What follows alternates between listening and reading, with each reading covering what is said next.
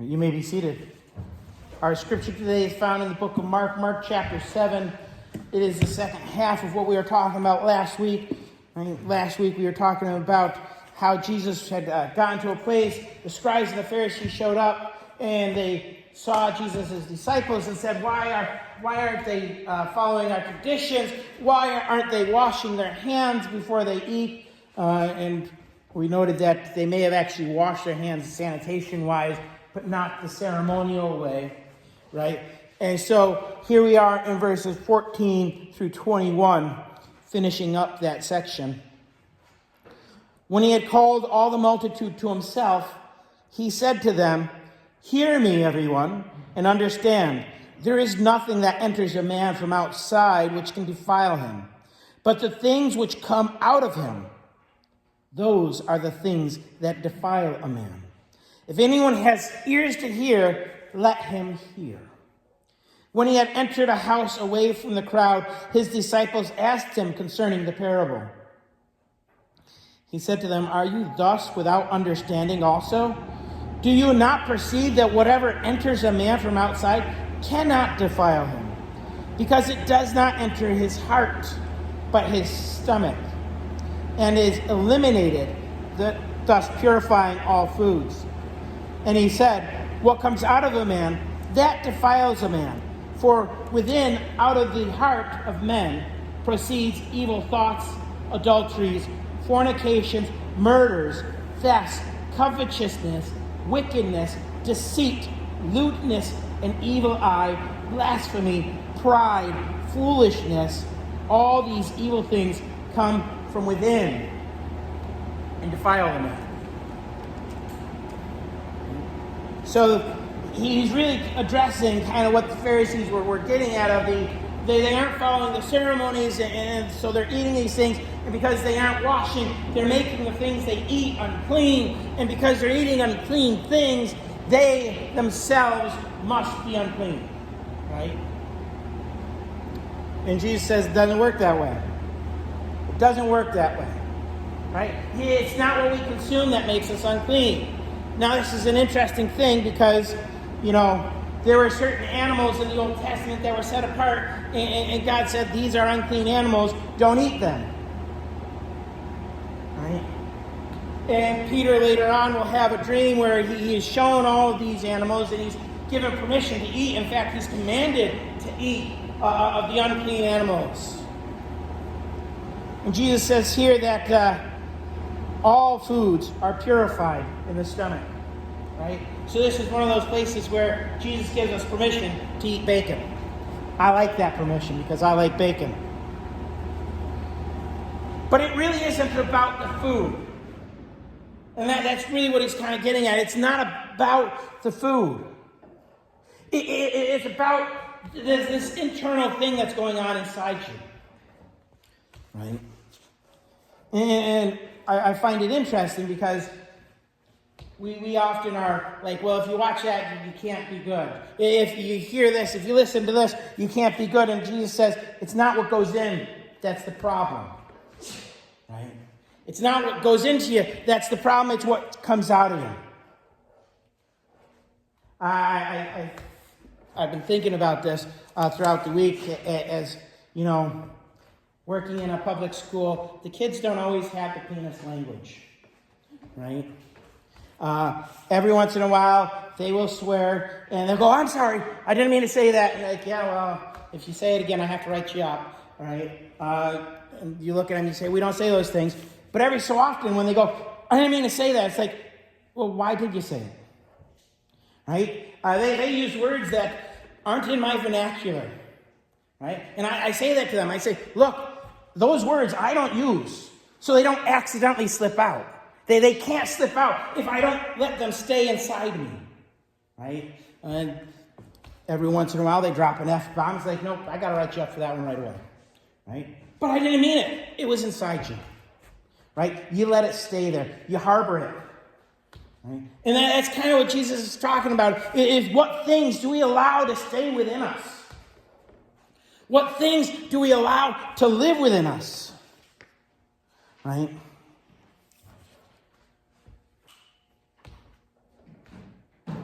I had to think about that as I was going through this. And Paul's letter to the Galatians I was wrestling between these two things, right? Because Paul says this in Galatians 6, 7 through 10, "Do not be deceived.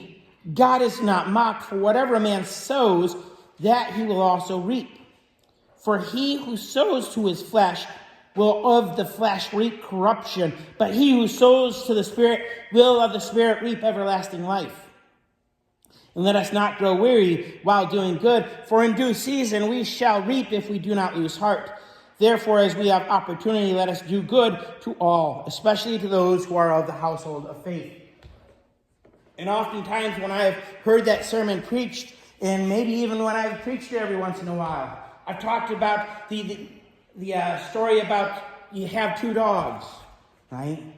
And you feed one dog, and you feed that dog, and you keep feeding that dog, and whichever dog you feed, that's the dog that's going to grow big and strong, right? And the same is true with us. We have two natures, right? And I'm sitting there thinking, but feeding, that's what we're putting in, right? That's what you're putting in. And the reality is it's not about what you're putting in. It's about what you're loving. It's about where your desires are. It's about where your heart is, right? And the reality is, well, you're feeding that dog because your heart's with that dog, right? I got two dogs next door, Bishop and Parson, right? I like both dogs, I really do. But when it comes down to it, I like Parson more than I like Bishop, because Parson doesn't lick me, right? I can sit down on the couch and not have him come up and start licking me in the face, right? Where Bishop will jump up on the couch and you're like, get away, get away. I give Parson more attention because I like him more. I want him to be happier. I want him to feel like he is appreciated. We give attention to the things we love, right? We consume certain medias because there's something in our heart that says, hey, I like this. Hey, I love that, right? My students that have this foul language, they have it in their hearts because there's something in them that desires it.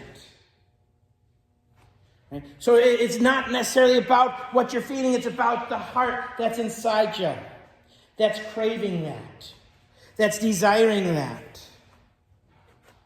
Well, James says it this way: "Blessed is the man who endures temptations, for when he has been approved, he will receive the crown of life, which the Lord has promised to those who love him."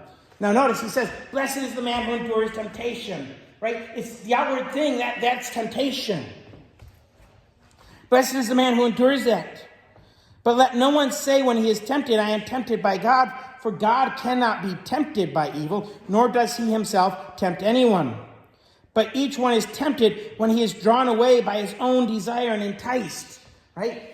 The outside situation is there to draw you away, but the desire has to exist inside you already, right? The desire is already inside you, and you are enticed by this outward situation because that desire is there.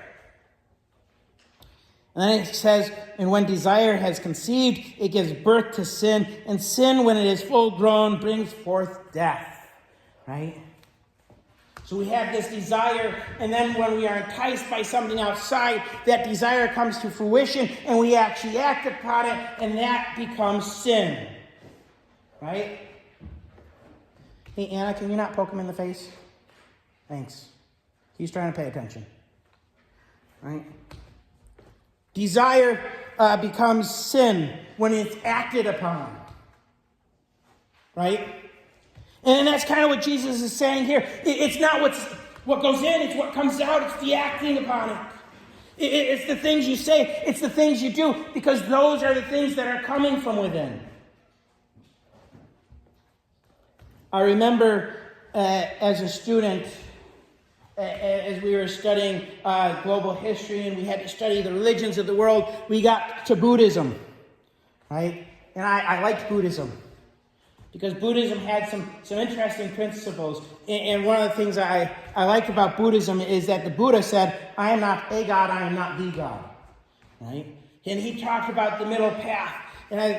And whenever I heard that, I thought about Christianity, and I thought about the narrow road, right? Broad is the way to hell, but narrow is the gates to heaven, right? That narrow path, that middle path. And in Buddhism, there's this idea that desire produces pain, right? It's desire that produces pain. And so the Buddhist has this idea that they should get rid of all desire. If they get rid of all desire, then there will be no pain, there will be no suffering. It's a nice idea. But the reality is, as you empty yourself of desire, right, something's going to fill that void.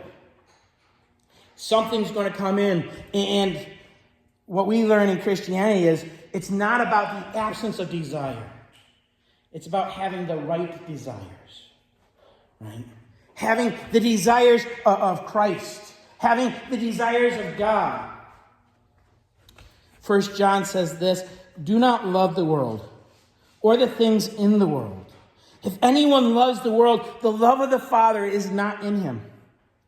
For all that is in the world, the lust of the flesh, the lust of the eyes, and the pride of life, is not of the Father, but is of the world.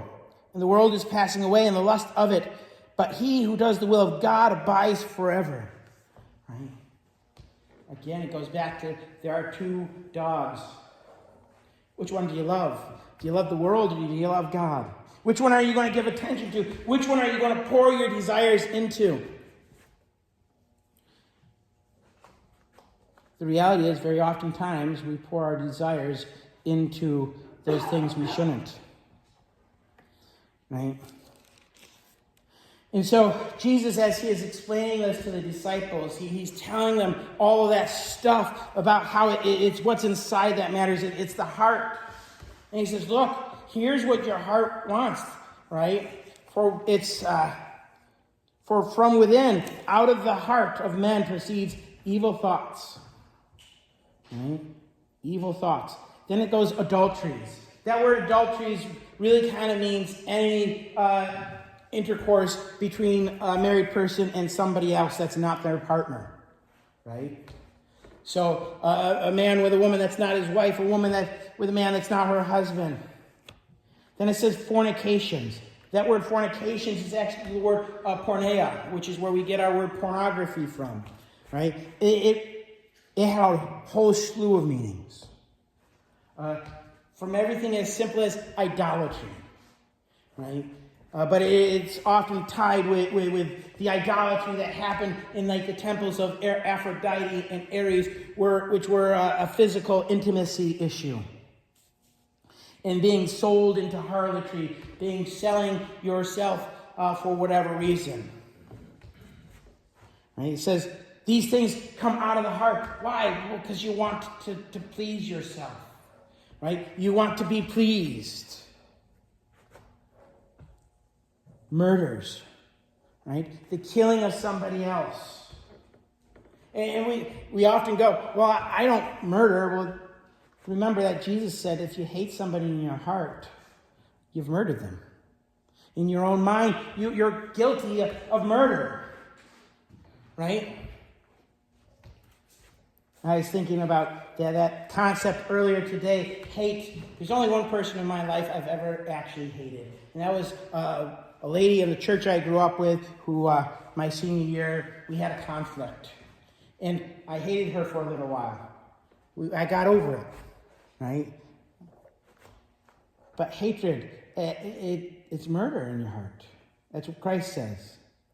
Thefts, right? That desire to take somebody else's things, right? That idea that everything should belong to me, right? Which goes along with covetousness. That desire for what you don't have. But covetousness, it goes beyond just things should belong to me, but it goes into God, you're not providing enough for me. God, I don't have what I deserve. Right? And so we start coveting other things. And it just says wickedness in general, any wickedness. Right? That word for wickedness is just evil. Deceit, right? Oftentimes in these passages where he lists a group of sins, he uses the word lying. And I often like to note that lying is giving false information with the intent to deceive, right? And in this list, he skips the lying part. He says, no, it's not even just giving false information. It's the whole act of deceiving people, right? Of getting them to believe things that are not true, right? Because God is truth, is he not? Jesus said, I am the way, the truth, and the life. No one comes to the Father but by me. Jesus Christ spoke, right? And the world existed. God makes reality. And so when we try to deceive people, when we try to get them to perceive a reality that is not God's, we subvert God. Lewdness and an evil eye. That word for evil eye really means an eye that desires things, right? An eye that wants what you don't have. It goes back to covetousness, but it often has that idea of lewdness with it, that idea of licentiousness, that idea of just feed my flesh. I want whatever pleases me. Right? Blasphemy. Right? Blasphemy. What is blasphemy, right? Blasphemy is that idea that we are going to speak opposite of what God has said. Right? That we are going to now take the place of God and say, nope, that's not reality. Here's reality. Right? To say things other than God's things. Pride, foolishness. All these evil things come from within and defile a man. I would like to argue that all of these things, all of the things listed there, are all about really one thing. It's all this selfish idea that I am it. Right? That I am in control, that I am worthy, that I am more important than God.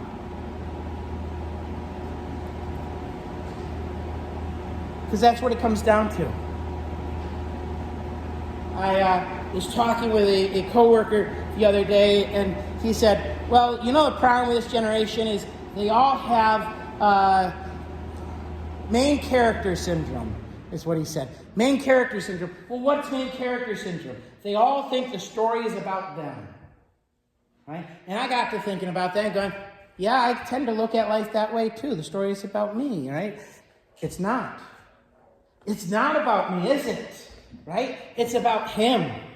It's about God. Right? The story is about Jesus Christ. And we are kind of the love interest.